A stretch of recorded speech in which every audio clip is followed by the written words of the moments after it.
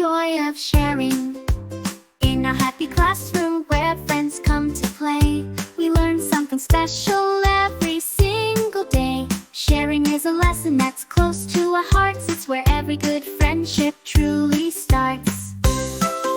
When I have a toy that's shiny and new, I'll share it with you and you'll share yours too. We can build a tall tower or play with a train.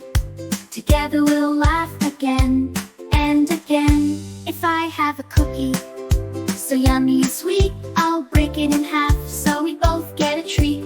Sharing our snacks makes lunchtime so fun. It feels so nice to share with everyone.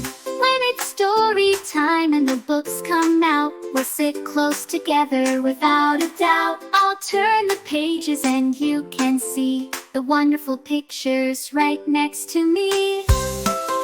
If someone feels sad and needs a friend, I'll share a smile and a hand to lend. Sharing our kindness makes hearts glow bright. It turns the day from dark to light. So let's always remember, in all that we do, sharing is magic for me and for you. It brings us together, it shows that we care. In our classroom, in our homes, let's always share.